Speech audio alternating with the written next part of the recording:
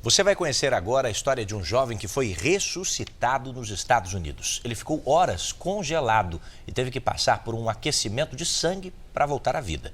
Para os médicos, foi um milagre. Justin Smith, de 26 anos, foi encontrado nesta estrada da Pensilvânia desacordado em fevereiro do ano passado. Ele passou a noite sob temperaturas que chegaram a menos 4 graus Celsius. Com o corpo já praticamente congelado, Justin não apresentava qualquer sinal vital. Ele não tinha batimento cardíaco, lembra o pai. Já no hospital, o médico decidiu tentar um último recurso. Com esta máquina, todo o sangue de Justin foi removido, oxigenado e aquecido antes de ser novamente bombeado para o corpo. A técnica normalmente é usada quando o coração e os pulmões do paciente já estão comprometidos. 90 minutos depois do procedimento, o coração de Justin voltou a bater. O estudante perdeu os dedos dos pés e das mãos porque sofreu uma hipotermia grave, mas o cérebro não sofreu nada. Eu não tenho palavras para agradecer a todo mundo, afirmou o jovem. Quase um ano depois do acidente, Justin já voltou à faculdade e até a jogar golfe. Como animais podem ajudar a tratar pessoas que sofrem de distúrbios raros. E o cantor Luciano fala da paixão que sente pela mulher Flávia. São os destaques do próximo Domingo Espetacular. Olá, tudo bem? Os perigos dos aparelhos de ginástica. Conheça histórias de pessoas que se machucaram ao usar equipamentos de forma errada. Como está a estudante que sofreu um grave acidente enquanto fazia um exercício conhecido como abdominal invertido. E as dicas de especialistas para não correr este risco. Um sertanejo apaixonado uma década depois de se casar. Luciano abre as portas da casa que fez para a mulher e revela algumas das loucuras que já fez por amor. Todo dia 16 ela recebe uma orquídea, já há 12 anos. Você já ouviu falar em bicho-terapeuta? Uau!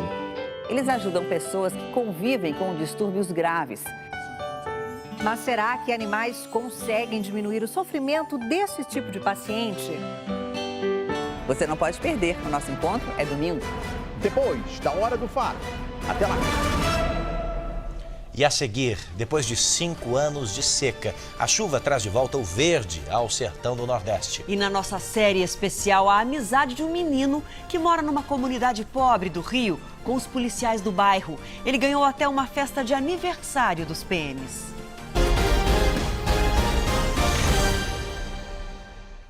Festa no sertão de Pernambuco. Voltou a chover depois de uma das piores secas dos últimos 50 anos. Boa notícia, né? A chuva mudou a paisagem e renovou as esperanças dos moradores. Cenas como estas são raras por aqui. Crianças tomam banho de chuva. O pasto está verde. Açudes já acumulam água e os animais têm o que comer. Um alívio para este pecuarista que no ano passado perdeu a maior parte do rebanho para a estiagem. Os animais nós escapemos um pouco e o outro vende, dá fim vender, né? O início do período chuvoso quebra um ciclo de 5 anos de estiagem no sertão de Pernambuco. Em Serra Talhada, município a 450 quilômetros da capital, já choveu mais de 104 milímetros, 27% a mais do que esperado para todo o verão. Apesar das chuvas dos últimos dias e da previsão ser de que elas continuem pelo menos até março, o volume de água não deve ser suficiente para diminuir os prejuízos acumulados em um período tão longo de estiagem aqui no sertão. Muitas barragens secaram, outras estão no mesmo caminho.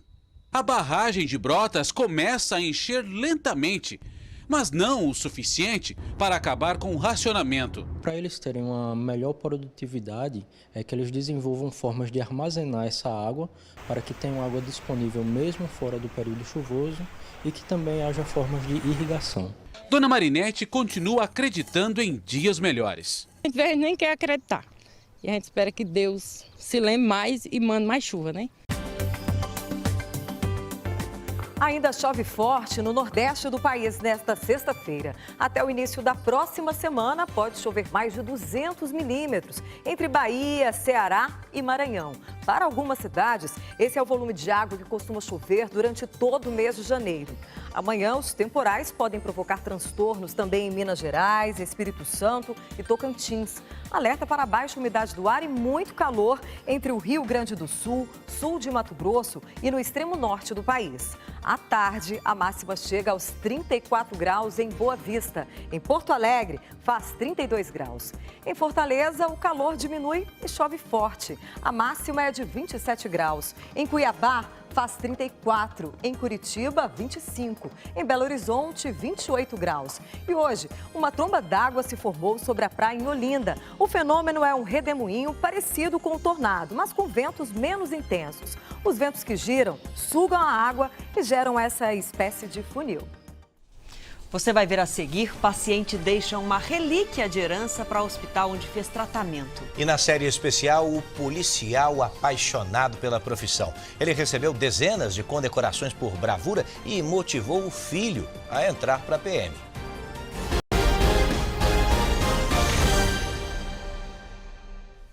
A quinta-feira foi marcada por protestos em São Paulo. Motoristas de vans escolares, aposentados e o movimento Passe Livre deram um nó no trânsito da maior cidade do país. Houve confronto entre manifestantes e a polícia. O terminal Dom Pedro, no centro da cidade, foi fechado antes da manifestação começar. Sem ônibus, a volta para casa foi complicada. Eu preciso ir embora porque meu filho está em casa com a minha mãe. Com faixas e bandeiras, esse foi o quinto protesto contra o aumento da passagem de ônibus na cidade este ano. O prefeito Fernando Haddad disse que os defensores do passe livre deveriam eleger um mágico nas próximas eleições.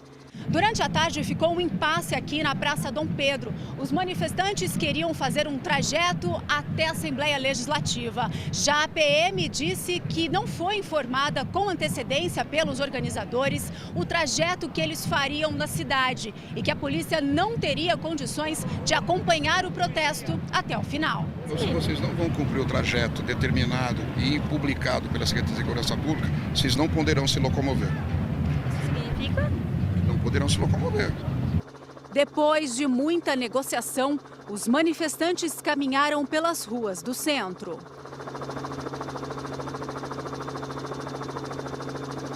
A quinta-feira foi marcada por outras manifestações em São Paulo.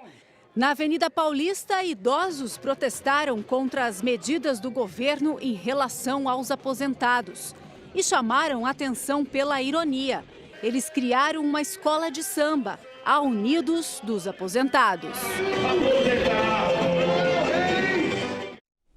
O Barcelona pode ter problemas para escalar o time no futuro. Neymar vai depor à justiça no próximo dia 2. E hoje, Javier Mascherano foi condenado por fraude fiscal. O julgamento de Mascherano durou 10 minutos. O argentino aceitou a condenação de 1 ano de prisão por fraudar o fisco e terá de devolver o equivalente a 3.600.000 reais aos cofres espanhóis. Mascherano também pediu à justiça a substituição do tempo de prisão por multa de quase 100 mil reais.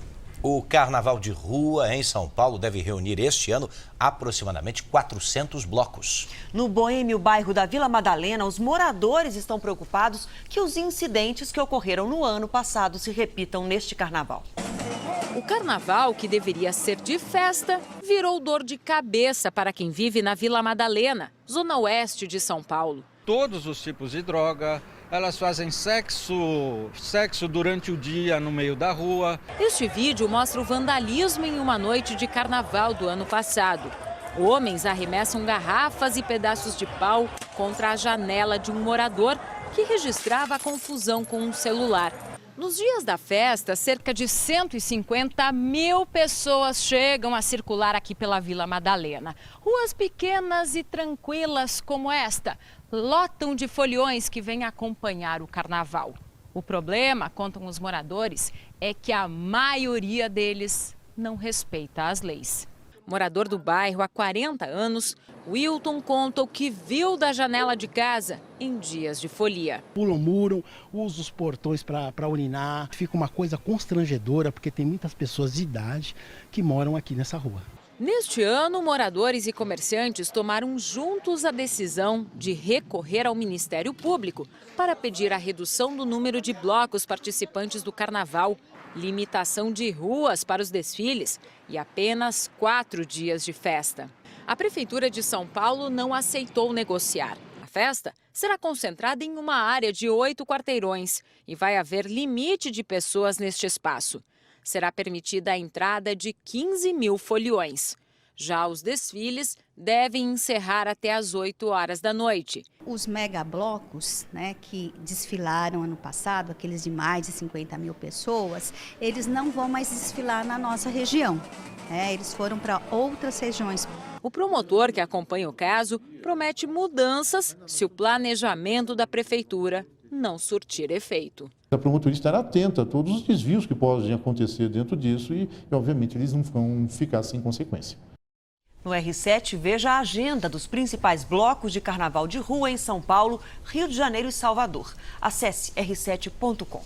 Um hospital do interior de São Paulo ganhou hoje uma herança muito especial. Uma raridade mesmo, né? É um Maverick 74. Foi doação de um paciente em retribuição ao carinho que recebeu durante 15 anos de tratamentos. O marido de Dona Dalcisa sempre teve uma grande paixão, o Maverick 1974. O policial aposentado morreu no ano passado de câncer e deixou um pedido à família. Um dia perguntei para ele se, quando ele não pudesse mais dirigir o carro, o que queria fazer com o carro.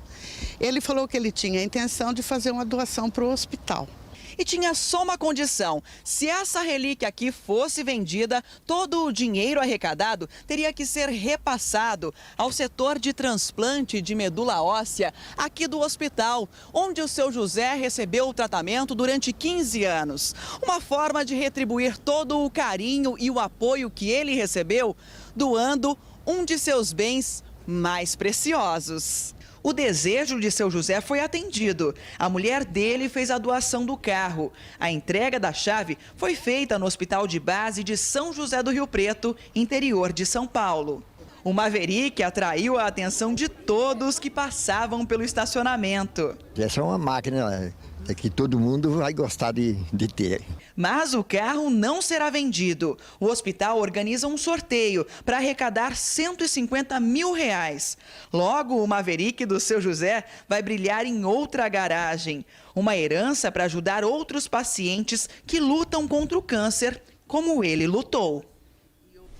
No Rio de Janeiro, um menino que vive numa das comunidades que já foi dominada pelo tráfico fez uma amizade tão grande com os policiais do bairro que ganhou até uma festa dos PMs. Esses exemplos de profissionais que atuam com dedicação e que não medem esforços para ajudar estão na nossa série especial Policiais Heróis.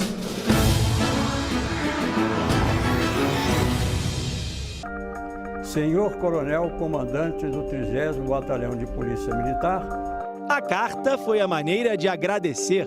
Quero deixar bem claro o atendimento do Sargento Luiz e do Sargento Leonardo.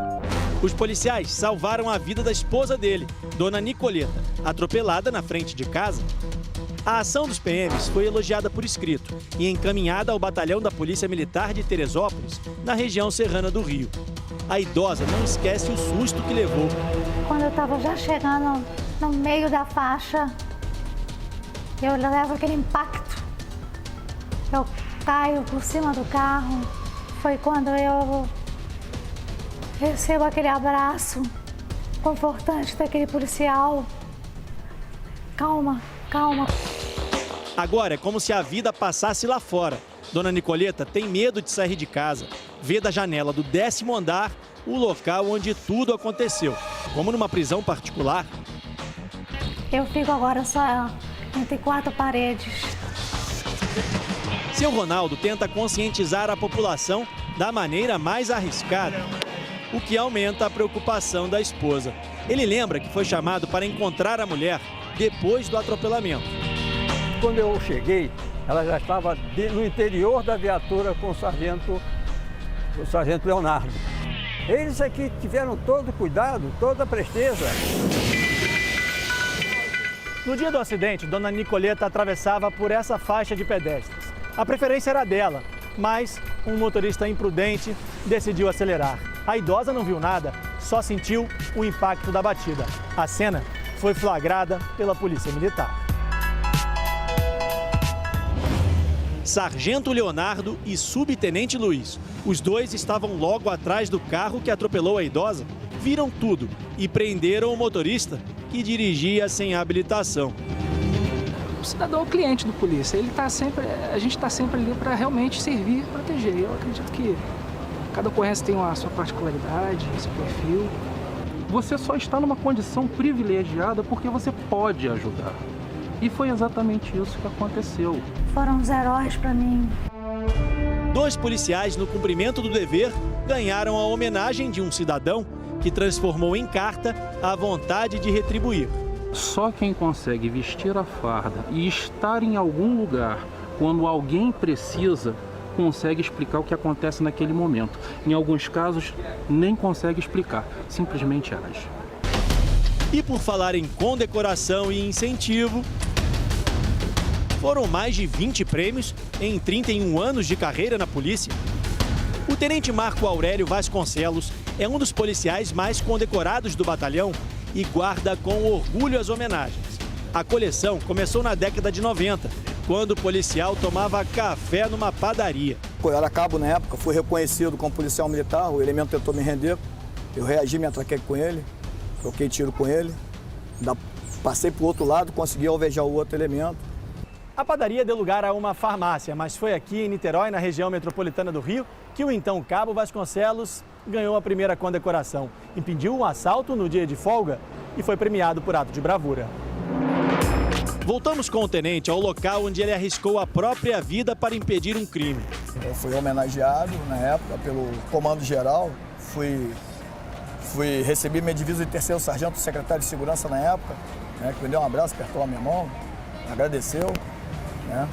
Foi uma das maiores homenagens que eu recebi na minha carreira. A coragem deixou uma marca na vida do policial. A patente de sargento vai ficar gravada para sempre. Honra ao mérito, diplomas, atos de bravura, sempre por serviços prestados à comunidade. Virou oficial? Hoje chefia uma sessão no quartel e relembra as histórias que a equipe guarda na memória. A gente acabou de dobrar uma esquina, ele estava na outra. Pô, ele levantou, ele estava sentado no chão, ele levantou, jogou a bicicleta e saiu correndo, atirando para trás sem ver. O tenente dirigindo, sacou a arma e colocou o braço para fora e conseguiu acertar o elemento. A polícia não pode ficar acuada. Esse negócio da polícia se acuar e ter medo não pode existir. O tenente Vasconcelos vê o trabalho na polícia como uma vocação. Não podemos nos acovardar, nós estamos à frente da sociedade para defender a sociedade, nós damos a vida para defender a sociedade.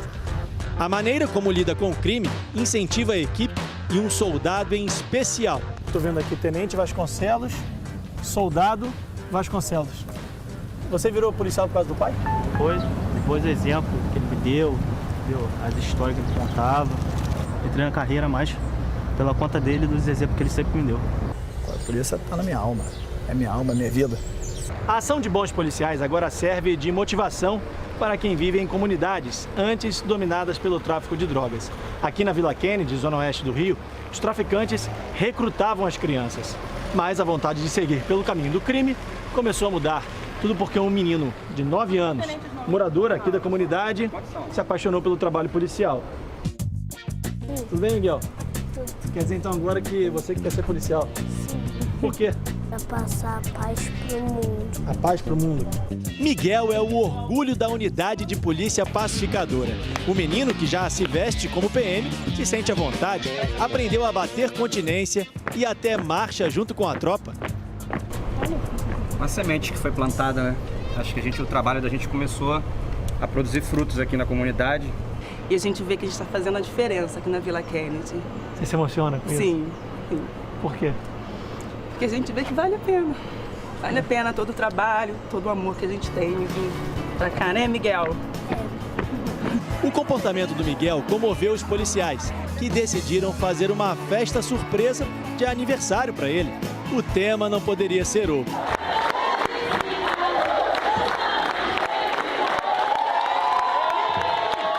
A mãe do Miguel se emociona quando vê a amizade do filho com os policiais. Porque a gente vê o sonho do nosso filho realizado.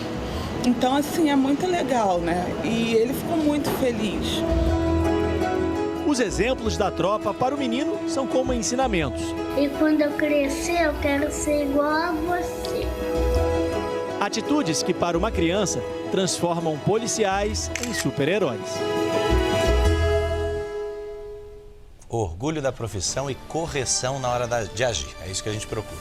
O Jornal da Record termina aqui. As reportagens dessa edição você confere na íntegra no R7 Play. Fique agora com Câmera Record, que hoje desvenda o universo das crianças que driblam a dura vida na periferia usando a música e a voz contra o preconceito. Uma ótima noite para você. A gente te espera amanhã. Até lá. Boa noite. Até amanhã.